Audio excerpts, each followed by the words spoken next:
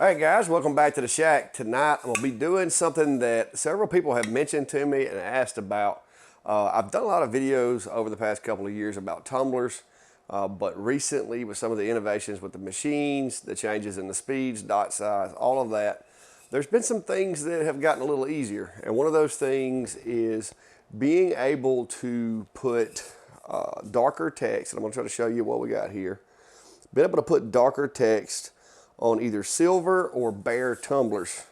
This is a silver tumbler, and my friend Decline bought some of them and was having an issue getting them to mark. So he brought them over here, gave me a couple of them, and I decided that I'd do a little bit of testing, and I did a little bit of testing, but try to figure out a way that we could mark them and not have to use marking spray, because as you know, marking spray, it works, but sometimes it's a little hassle to deal with. So I'm gonna go over the technique that I've been using with my machine to be able to get these kind of results. And guys, even though this is painted, powder coated silver, also did the bottom, all right? And this is no marking spray on the bottom right there. So we're gonna go over the technique that I'm using, how I'm setting it up, and things that you need to watch for. And if you wanna try to do this, I'll show you how. So stick around, we'll be right back.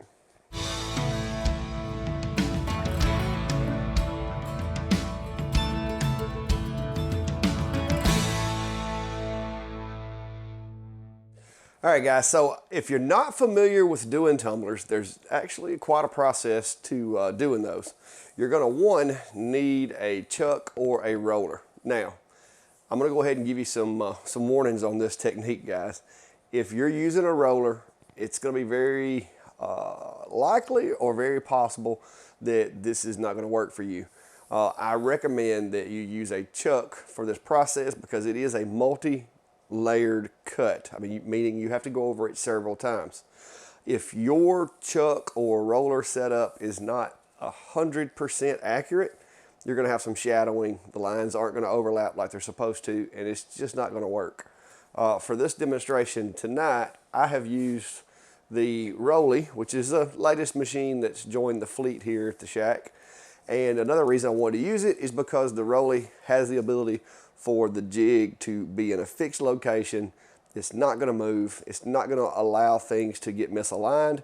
And so being able to go out, burn it, engrave, it get through, burn it again, being able to repeat that process and be confident it's gonna hit the same spot is very dependent on the accuracy of your machine. Now, the Rolly's pulling it off really well, and so far I haven't had any issues with it. But if your setup is not really accurate, you've been warned, okay? Do some testing before you go to try to do something that's really expensive. I don't want to see you guys messing up stuff. Luckily, I had extra tumblers, and so we sacrificed one to the cause. But before we get to showing you actually how I'm setting it up with the Rolly, I just want to show you some of the things that I've done. So I started out, guys, I mean, starting out, this is kind of what we were getting in the beginning with the Engrave. And I just kept doing power grid after power grid after power grid, trying to get those settings up to the point to where I'm going as fast as I can and still getting that blackening effect. And the reason I'm wanting to go so fast is because anytime you're marking stainless without marking spray, what you're doing is you're getting that material hot enough that it basically changes color. So you're scorching it, so to speak. And the hotter you get, guys, the more susceptible to dimpling or some type of recess you'll get, because you get that metal hot enough, it'll actually start to cave in.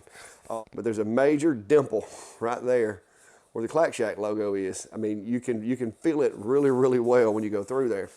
So what I ended up doing, guys, is I managed to get my speeds and my powers up to 120 millimeters a second, and I'm running about 80%, I think that is.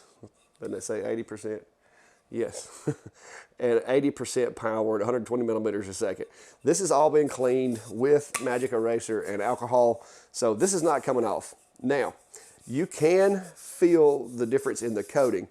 Some of the other ones that I did that were going a lot slower, you could actually feel it trying to dimple. At this speed, I'm not getting a lot of dimpling. You will feel the recess between the coated layer and the actual engrave, but there's going to be a slight decreased there. You just don't want the area around it kind of dimpled in on you. But without being able to make the colors, guys, you can see there's an engrave right there that we did the other day. I was trying to do for Klein. That's without any marking spray or anything like that. And the problem with these gray ones or silver ones is it disappears if the light's not just right. But when you put the color to it, like I'm doing with my color, with my speed and power charts, you can see it. So that was the look that I wanted to go for. And I'm just gonna go over here real quick and show you some of the things as far as the way the Rolly's set up and why I was able to do this. And you're gonna need to either reproduce these things with your machine by using a jig for your chuck, or securing it somehow to make sure that the chuck cannot move. You gotta make sure everything is secure in the chuck, because guys, like I said, you're gonna be spinning this thing 3 times to do 3 passes total to get this look the way I'm doing it. And if any one of those passes isn't exactly on top of the other one, you're gonna have issues. So I'm gonna move over here and just kind of show you how this thing's configured and how I was able to pull it off rather easily with this machine. All right, guys, so with this machine, and like I said, this is the latest machine in the shop, but it's got some cool innovations too. But one of the things that I like about it, of course, is that the honeycomb is basically in a jig and can be used as such. So when you get ready to do tumblers or whatnot, you got to take the honeycomb out of the machine, and I'll lay this over here out of the way. Once you do that, you're going to expose the very bottom of the machine, guys, and you'll notice there's some pins right here, little index pins that are sticking up in the bottom of the chassis here. I will make a note too, the way I was able to do the bottom of the tumbler is that this piece is removable from the machine. I have put 3 screws back in it just to hold it secure, but you take these 3 screws out and the other ones that are in there, this piece actually pops out, and you can sit the tumbler on its end and engrave the bottom. That's how I was able to do the engrave on the bottom of this, you know, despite the fact that it's much taller than the clearance of the machine. I set it on the table beneath the machine and did it. So with this machine, guys,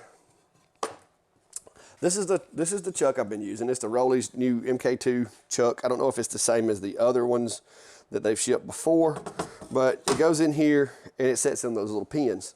Once it sets on those pins, this cannot move. And to be able to do a 3-pass burn on a tumbler, or pretty much anything for that matter, the tumbler needs to be secure. You can't have any movement in your chuck. You can't have any slack in your gantry. I mean, everything needs to be set up exactly the same way every pass. Now, when I'm doing these, I do run current position. I'm running light burn, I'm running current position, and I basically will take the tumbler, and we'll use our practice tumbler to show you. The one thing that you've got to do, make sure you measure the circumference of the tumbler and enter it into the software. If not, your image is going to be skewed one way or the other. But with this chuck especially, you just kind of got to get it up in here. Now, the one thing I will say, this is kind of the one negative that I will say about the chuck setup. I wish the legs were maybe an inch taller, but you're kind of limited by the travel of the Z-axis on the machine. But even if that was the case, if this was a little bit taller, it could handle a little bit bigger tumblers. But this size and the 30 ounce so far, I've been able to do them pretty well in it and not had any issues. But I do kind of wish it had a little more reach. But so far it's worked well. All right, so I got that in there. Now these tumblers are pretty much flat across here. And focus is not as critical when you're engraving. I do have the focus set on the machine to engrave. Lower it down using the little thumb screw, leaving a little bit of slack so I can get this out without scratching the tumbler, and just tighten up the tensioner there. Remove this and put it back in my handy little holder that I got from Light Source Laser Engraving. So once you do that, I position the machine looking in through this side. That's one of the benefits of having the enclosure that you can see in from all 4 sides. I place it at the peak of the cup, looking in from there, and then just kind of figure out where you want it, right to left, and set your focus there. But we'll move over to light burn and kind of look at the settings that I'm using in light burn to be able to come up with this effect. All right, guys, over here at the computer, and I'm going to be showing you what everything looks like in light burn. And this is, like I said, a multi-layered design or settings that I'm using. So we'll go over that for those of you that might not have ever use this process. So here we go. All right, so we're just going to use my logo for the purpose of showing you the settings. And like I said, it's not that big of a process once you figure it out, but the process is figuring it out, guys. So take my word for it. Please do your testing before you put a workpiece in there, because you will thank yourself later after you haven't wasted a bunch of materials. So this is what I've come up with, and just for the record, guys, these are Hassel Outfitters tumblers that I get in bulk from Amazon, and I'll drop a link down below if you're interested, in case you do have a need for silver or gray. But the way I've got mine set up, I've actually already got them put in my library. So what I'm going to do is I'm going to click on that, and I'm just going to hit assign. All right, so here's the settings that I'll be using. Like I said, it is a multiple layered design running air assist. I use the air assist to try to reduce the chances of any kind of dimpling or deformation of the material. The first pass, this is just basically for the coated tumblers that are, you know, coated white, coated silver or whatever. Basically, this first pass is to remove the coating and expose the material beneath. So I've got it set at 125 millimeters a second, and yes, that's millimeters per second. So if you're using millimeters per minute, be sure to do the math, multiply that times 60, and you'll get your really large number to use. And then 100% power. I do have the line interval set to 0.1 on this one, which is 254 on the lines per inch, and it's only set to run one pass. I do recommend you do fill all shapes at once. Keeping the laser moving across the material like that and spreading out where the heat's hitting does tend to reduce the risk of dimpling or material deformation. And you know, especially on those larger shapes, it kind of just gives you a little bit of a break before you heat the next layer up or the next line up. So the second part of this is going to be a 2-pass. As you can see here, I've got it running 2 passes. Same basic setup other than the speed, power, and LPI. Speed's going to be at 120 millimeters a second, 80% power, and around 300 millimeters per second. But that's basically what's happening, guys. The first pass cleans the coating off of the stainless, exposes the stainless steel to the heat. The second pass goes through and heats it, but just slightly discolors it. And then the next pass comes around, and because it is a little darker, it tends to build up a little more heat and gives it that kind of almost black, really dark gray or black appearance.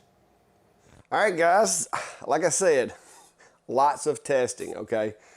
Testing is your friend. Now, I know it can be expensive, and yeah, pretty much ruined this cup. I've really thought about coming up with something to where I could do a test grid on a cup and just maybe have a saying on there like it's a laser thing and you wouldn't understand. That way I could actually use the ones that I do this to instead of just having to file them away and use them for a later date. But guys, if you would, please hit the subscribe button, smash the like button, whatever you need to do to try to help me out with that, because these things do cost money. Making these videos does cost me a little cash. Now, I will say, I'm glad I have this information for myself, but I did want to share it with you guys as well.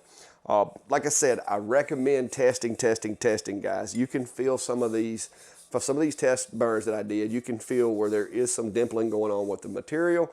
So you want to try to get your speeds, and your speeds may actually be higher than mine, but you want to get your speeds up as high as you can get them and still get that dark, you want that dark color like that, but you want to go as high as you can as far as speed and low as you can as far as output to try to minimize the warpage or, you know, deformation of the material.